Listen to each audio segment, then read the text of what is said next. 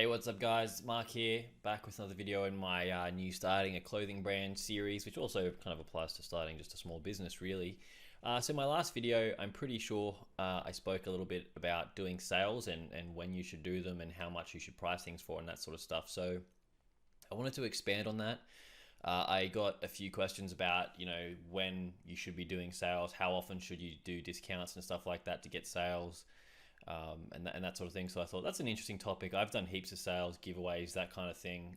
Since some things do really well, other things do really, really poorly. So I thought, I might as well talk about that, give you guys some examples of things that I've done that, tanked really badly and some that did a little better. So anyway, the first thing is, I guess the most important question is how often should you be doing sales and discounts and stuff like that? It's hard to say. There's not really any specific time, like you should do it every 2 weeks or something like that. I guess my advice would be not to do it too often, not do it very often. Maybe every couple of months do a sale. I definitely wouldn't advise doing it all the time. I've got companies and stuff that I follow. I don't want to throw anyone under the bus here, but I do have an example. Hopefully it doesn't cause any drama, but it's a company that I buy a lot of digital books and reference images and that sort of thing from, called Illustrated Monthly. And I must get an email from them like every day or two that says something like 50% off, 60% off, 80% off the whole store, that kind of thing. And it just gets to a point where it's just not effective at all. I get those emails pretty much every day telling me that I can get 80% off, and yet I still don't buy stuff during those sales, rarely. So what does that tell you? I just don't think it's that effective. I think it looks a little bit desperate. Again, hopefully you don't offend anyone because it's a really cool company. I love what they do. I actually do have a screenshot just so that it doesn't look like I'm just talking out of my backside here, but hopefully I can just get this on screen now. So this is a screenshot of my inbox that you guys can hopefully see. On the right hand side, you can see the dates there of how often I get emails saying stuff like 80% off and stuff like that. So I'm not just making this up. It does happen a lot. And that's just one example. There are a bunch of companies that I like getting emails from, which is why I'm subscribed. But I get hit with that sort of stuff a lot. So yeah, I don't think it's effective. Another thing that you might notice is from emails like that too, is a lot of this time it's a discount on the whole store, like say 60% off everything today only or whatever. I actually don't think this is the best way to do a sale. I should also clarify as well, I don't have like a marketing background. I'm not like a qualified marketing expert or something like that, but I've just done a lot of sales in my businesses and seen stuff that doesn't work. So I probably should have said that before, sorry. Anyway, I don't think you should do sales on everything. I think if you do a sale like that, if you do a sale like that and say like, okay, 60% off everything for the rest of the week, if someone goes to buy something the next week and they're like, damn, I just missed out on a 60% off sale, they're going to be like, oh, well, I might hold out for a bit because I don't want to pay full price right now. I might as well wait and see if there's another one in a couple more weeks or whatever before I buy something. Whereas at least if you discount just maybe a category of products or a particular item, that person might have been keen to get something else anyway, so they might still be, inclined to make the purchase regardless. So I think that's better. Instead, I think you should focus on doing sales on things that maybe aren't selling that well. There's a good way to get rid of things that aren't selling that well. Another way is you might be able to get rid of stuff that is selling really well. So you might have a t-shirt or something. You might have got 100 of them. You might be down to like 4 left, and they have been selling pretty well, but there's 4 left, and they're like awkward sizes. Like you got a couple of smalls and an extra small or something, and you could just post, 50% off on that shirt just to get rid of it. That way you can get it off the online store and then start putting in new products and stuff like that. So I've done that before. That worked pretty well for me. You could also discount categories and stuff, like I said. So one example is here in Australia, especially in the state I live in, Queensland, we get winter for about 2 minutes of the year. Like it's winter right now, and I'm like sweating sitting here basically. So we get winter for a really, really short time. So I might say, okay, I've got some hoodies and stuff in stock, getting to the end of the winter. I know it's going to get warm soon. If I'm going to do sales, that's the category I'm going to pick. So it might be something like, 40% off on hoodies or something for the rest of this week, just so I can clear out some of that stock. Otherwise, you will get stuck with it for the whole way around to the next year.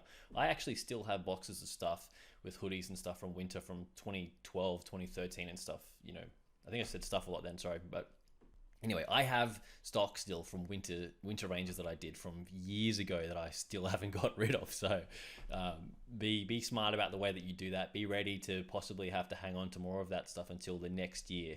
And then it might not be as cool a year later. It never is. Trust me, it's never going to be as cool the next year because style's changed and your interests have changed. Your brand's probably evolved a little bit by the next year. So don't do that. Give away stuff. Get rid of that stuff early.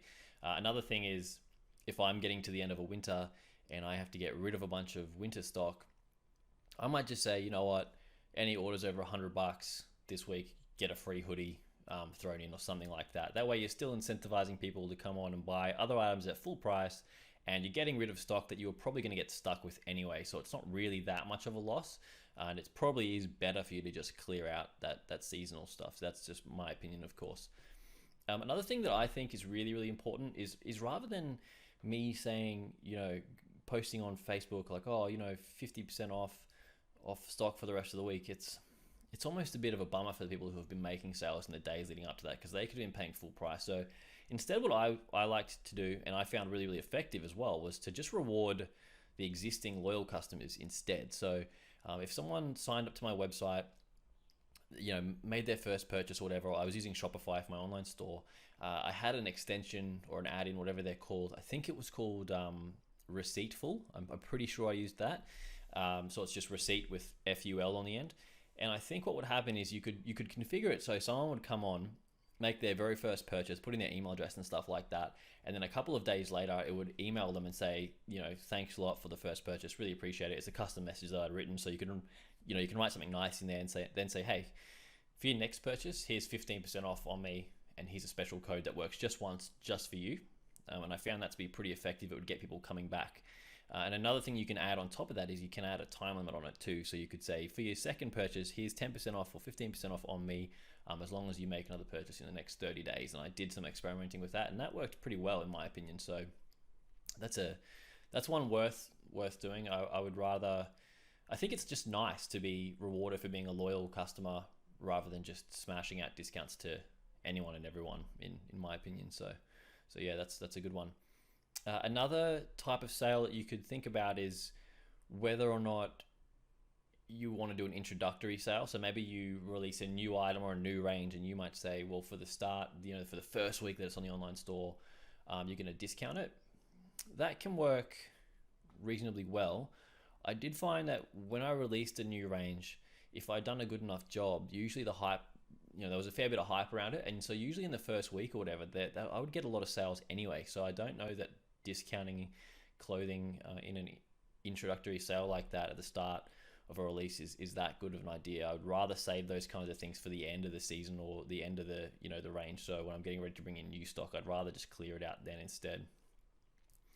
Having said that, as some of you guys will know, I haven't just sold shirts. I've also sold a lot of digital products. I have my own fonts on Creative Market and stuff like that, and I also have my sticker printing company, so I do sales through there too.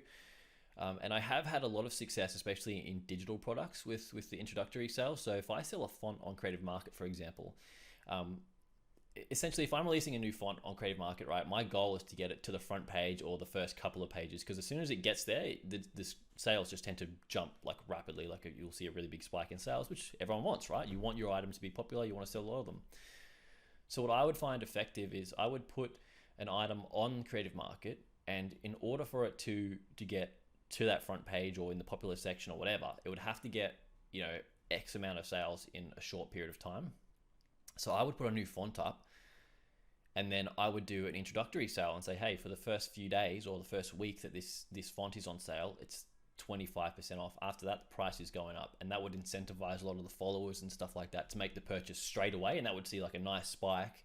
And it worked a few times for me, and then things landed on the front page, and suddenly I got a ton of sales for the next few weeks after that. So I actually found that to be super effective. In fact, any fonts that I release in future, I will probably do that exact same thing still without fail. Plus, being a digital product, even if you don't get that many sales, it's not the end of the world. The product, if you make a font, it's pretty much like you make it once and then put it online, and it can just continue to slowly sell forever and generate passive income. It's rare that you might have to update it, add some new glyphs, fix a couple of bugs, but you don't really have to think about the product much anymore. So yeah, just food for thought.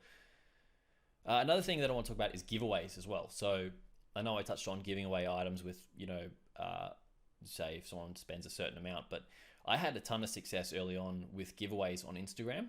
So I probably wouldn't recommend doing it as much as I did it. I think I went overboard, so I got a lot of followers, but not a lot of sales. So there's a lesson learned there. But when I was starting out my brand, this was at a time when Instagram, you didn't we didn't have stories for one, and you didn't really ever show up in the explore page. It was just like that explore page was really just for really popular celebrities and stuff with like 1 million likes would show up there. So people, it was hard for people to find you basically unless they knew to look for you. So something that worked well for me was just to do giveaways. So I would post a photograph and get people to repost it, and it would be a pack of like 3 shirts and a skateboard or something. And if you reposted it and tagged me, you would go into the draw. And then, at the end of the month or something, I would draw out a winner and give away the stock. And that worked really well for me. I would do those early on and see a jump in like 1,000 followers on Instagram or something in the space of a few weeks, which is pretty awesome, I think, especially if you were a small brand.